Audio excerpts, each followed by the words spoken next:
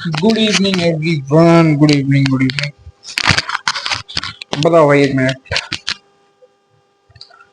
Hi, hello everyone, welcome back to the AD zone, हमारा अपना पहला चैनल।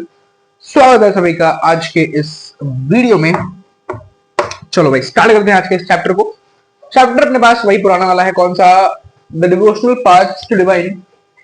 6 दिन के लंबे थ्योरी डिस्कशन के बाद आज फाइनली इस चैप्टर की एनसीईआरटी डिस्कस कर लेते हैं एंड देन इस चैप्टर को खत्म करते हैं फाइनली। ठीक, क्या कहते हो? आ जाओ भाई, टाइम वेस्ट किए बिना स्टार्ट करते हैं इस चैप्टर को।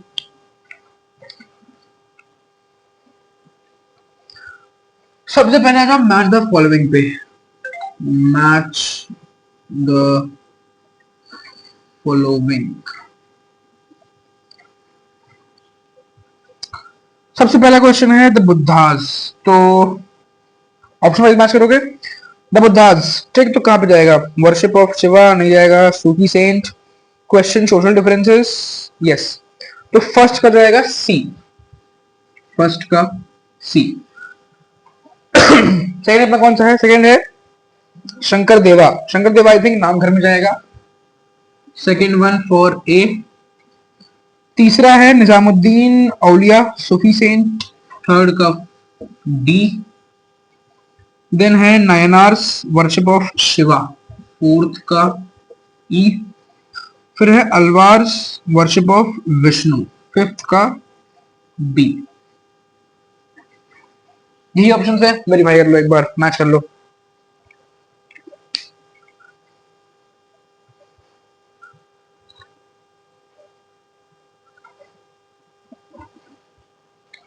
चलो आगे चलते हैं फिर। नेक्स्ट अपने पास fill in the blanks. Fill in the blanks. Fill in the blanks.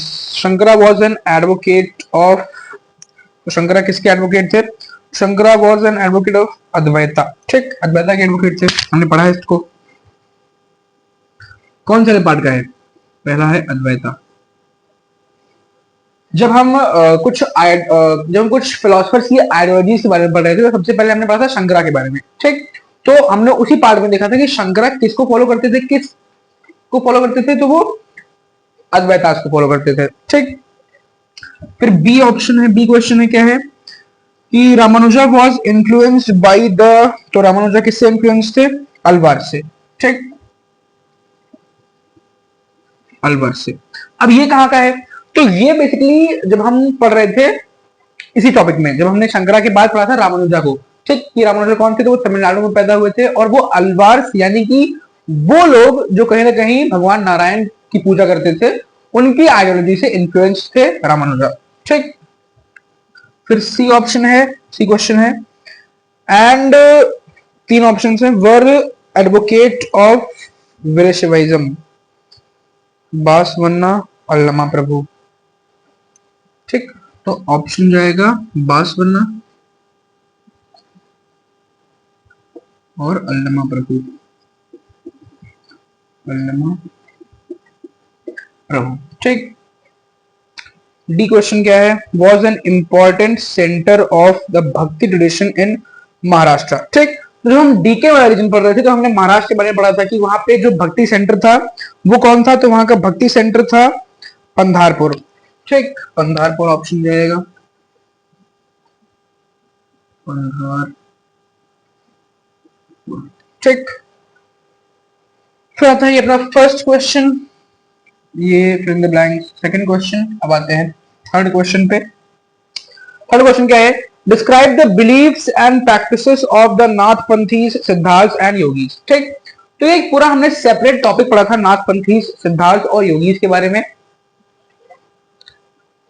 जिसमें हमने जो मेजर चीज देखी थी वो क्या देखी थी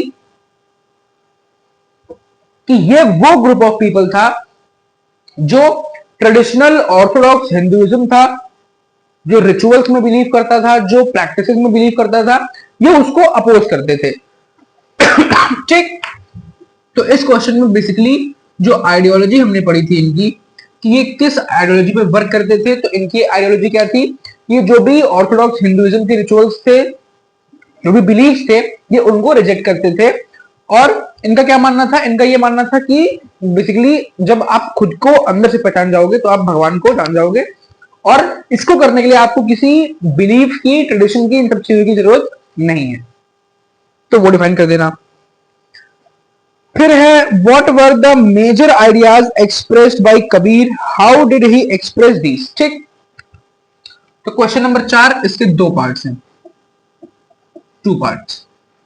सबसे पहला है ideology of Kabir. Ideology of Kabir, Kabir Das ji जो थे उनकी क्या आइडियोलॉजी थी? तो वो हिंदुइज्म और इस्लाम दोनों के जो ऑर्थोडॉक्स रिचुअल्स थे, जो ट्रेडिशंस थे, उनमें बिलीव नहीं करते थे। वो किस चीज में बिलीव करते थे? वो भी वननेस ऑफ गॉड में बिलीव करते थे कि भगवान जो है वो एक ही है। ठीक, उनके फॉर्म्स अलग अलग हो सकते हैं लेकिन भगवान एक ही है।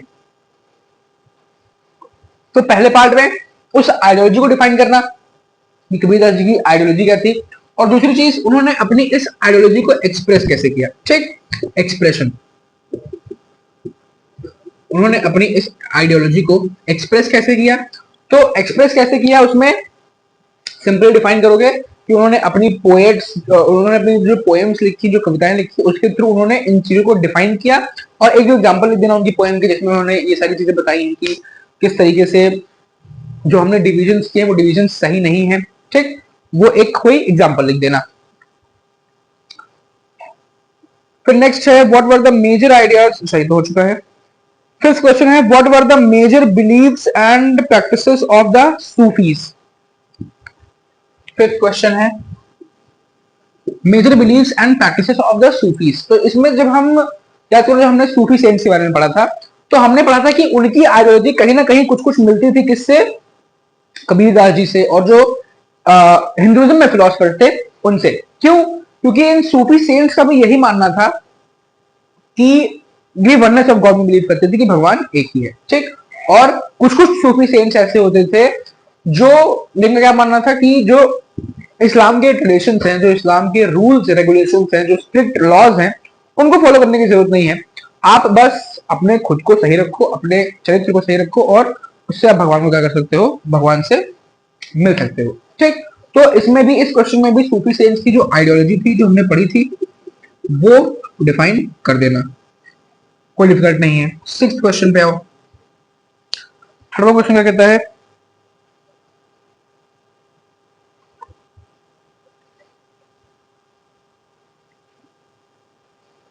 Why do you think many teachers rejected prevalent religious beliefs and practices? ठीक, तो क्वेश्चन क्या पूछ रहा है कि, अरे भाई दिख रहा है, 1 मिनट,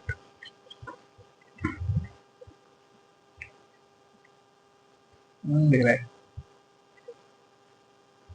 क्वेश्चन क्या कहता है? क्वेश्चन कह रहा है कि जो मेजर टीचर्स थे, यानी कि जो वो लोग थे जो धर्म गुरु जिसको कहते हैं, जो लोग धर्म का ज्ञान देते हैं, वो मैक्सिमम टीचर जो थे, उनका ये मानना क्यों था कि ट्रेडिशनल बिलीव्स और ट्रेडिशनल रिचुअल्स की रिक्वायरमेंट नहीं है हमको अपनी भक्ति को फॉलो करने के लिए। ठीक, तो उसका सिंपल सा रीजन ये है कि जब हम ट्रेडिशनल बिलीव्स को और ट्रेडिशनल रूल्स को फॉलो करते हैं, तो ये जो पूरा भक्ति का मार्ग होता है बहुत कॉम्प्लेक्स हो जाता है, और दूसरी चीज ये डिस्पैरिटी क्रिएट करता है। ठीक, तो इसमें 2 पॉइंट्स देना। सबसे पहली चीज तो जो मैंने बताया कि बहुत कॉम्प्लेक्स सिस्टम डेवलप हो जाता है, जिसके चलते ज्यादातर लोग इससे कनेक्ट नहीं कर पाते हैं। और दूसरी चीज क्या है? दूसरी चीज ये है कि इन ट्रेडिशनल रूल्स के चलते और इन ट्रेडिशनल लॉस के चलते क्या होता है, इसके चलते डिविजन्स होते हैं, डिस्क्रिमिनेशन होते हैं। जैसे एक एग्जांपल लिख दो ना, कास्ट बेस्ड सिस्टम। हिंदुइज्म में जो कास्ट बेस्ड सिस्टम है वो इन्हीं ट्रेडिशन और इन्हीं बिलीफ की वजह से है, वो लिख देना। फिर what were the major teachings of Baba Guru Nanak. ठीक, क्वेश्चन नंबर कितना है? 7वां। बाबा गुरु नानक की मेजर टीचिंग्स क्या थी? तो उसमें कुछ पॉइंट्स उन्होंने बताए थे, वो लिख देना। सबसे पहला क्या था कि वो भी वननेस ऑफ गॉड में बिलीव करते थे कि भगवान एक ही है, आप उनको अलग अलग फॉर्म्स में पूजो, उसकी कोई दिक्कत नहीं है, लेकिन भगवान एक ही है। ठीक, दूसरी चीज वो भी ट्रेडिशनल बिलीफ्स को और जो ट्रेडिशनल लॉस थे, चाहे हिंदुइज्म के चाहे इस्लाम के, उसको रिजेक्ट करते थे और कास्ट बेस्ड सिस्टम जो डिस्क्रिमिनेशन कॉज करता है उसको भी वो रिजेक्ट करते थे। ठीक। और तीसरा पॉइंट क्या था उनकी आइडियोलॉजी का?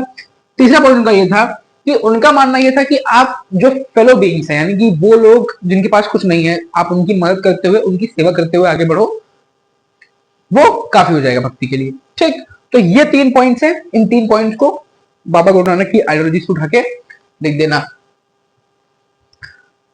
फिर नेक्स्ट क्वेश्चन है, फॉर आइदर द वीरशैवास और the saints of Maharashtra discuss their attitude towards caste. ठीक।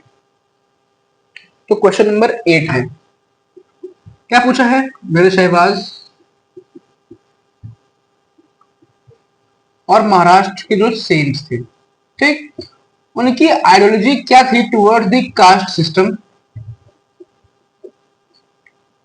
उसको डिफाइन करना है। ठीक।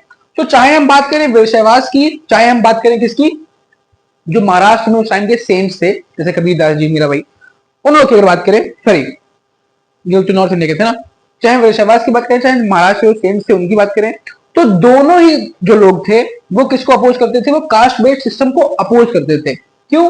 क्योंकि उनका मानना था कि कास्ट बेस्ड सिस्टम से कुछ ऐसा फायदा नहीं होता है, ऊपर से इससे नुकसान ही होते हैं। नुकसान क्या होते हैं कि यहाँ पे डिस्क्रिमिनेशन होता है कास्ट बेस्ड सिस्टम की वजह से लोगों के साथ, जिसके चलते लोगों के अंदर डिवीजन आता है, लोग अलग अलग ग्रुप्स में डिवाइड हो जाते हैं और यूनिटी खत्म होती है। ठीक। तो इनकी आइडियोलॉजी सेम थी कास्ट बेस्ड सिस्टम पे, दोनों का जो मानना था, दोनों की जो बिलीफ थी वो सेम थी। फिर है, why do you think ordinary people preserved the memory of Mirabai? 9th question है मीराबाई के ऊपर कि ऐसा क्यों मानते हैं हम कि मीराबाई की जो आइडियोलॉजी थी, मीराबाई की जो पोएट्स थे, जो पोएम्स थी, उनको कंजर्व करके रखा ऑर्डिनरी पीपल ने। ठीक। तो उसके 2 रीजन है। पहली चीज तो मीराबाई बहुत अच्छी राइटर थी, जिनकी पोएम्स में एक बहुत अच्छा मैसेज कन्वे किया गया है कास्ट बेस्ड सिस्टम के खिलाफ और जो राजपूत डिस्क्रिमिनेशन करते थे उनके खिलाफ। और दूसरी चीज, उन्होंने जो पोएम्स लिखी लॉर्ड कृष्णा के लिए वो काफी हार्ट टचिंग है। इसी वजह से, इन दोनों रीजंस की वजह से लोगों ने उनकी पोएम्स को प्रिजर्व करके रखा। ठीक। तो 2 पॉइंट्स हैं। सबसे पहली चीज तो उन्होंने जो कास्ट बेस्ड सिस्टम के खिलाफ आवाज उठाई उसकी वजह से, और दूसरी चीज जो है वो क्या है कि उन्होंने जो पोएम्स लिखी वो बहुत हार्ट टचिंग थी, लोगों को बहुत पसंद आई। इसी वजह से जो ऑर्डिनरी पीपल थे उन्होंने उनकी पोएम्स को कंजर्व करके रखा। ठीक। इसी के साथ ये चैप्टर होता है and, chapter number 6 I think होता है एंड। कल से अपन चैप्टर नंबर 7 उठाएंगे। हिस्ट्री का जो भी चैप्टर होगा देख लेना, चैप्टर नंबर 7 उठाएंगे। सेकेंड लास्ट चैप्टर है हिस्ट्री का। इसके बाद एक और चैप्टर है, फिर हिस्ट्री खत्म। मतलब इस 7th चैप्टर के बाद जो हम कल उठाएंगे उसके बाद एक और चैप्टर है हिस्ट्री का, फिर हिस्ट्री खत्म। ठीक, ये हो गया। फिर बात यह है कि 3 दिन से कोई वीडियो नहीं आई। क्यों नहीं आई? तो अचानक से एक नई चीज प्लान कर दी। वो ये है कि एक नया चैनल खोलने जा रहे हैं। ठीक। मैच करना बहुत मुश्किल हुआ, तो इसी वजह से इसमें थोड़ा मैंने ब्रेक दिया था, क्योंकि जब कोई चीज नई स्टार्ट होती है तो उसमें टाइम लगता है, तो उस पर थोड़ा टाइम देने की वजह से इसको थोड़ा मैंने स्टॉप किया था। बट अब चीजें सही है, स्मूथ है। अभी खुला नहीं है, खुल जाएगा 3 दिन में। तो यही सारी चीजें हैं। इसी के साथ एंड करते हैं आज की वीडियो को। मिलते हैं नेक्स्ट वीडियो में नए चैप्टर के साथ। ठीक, बाय।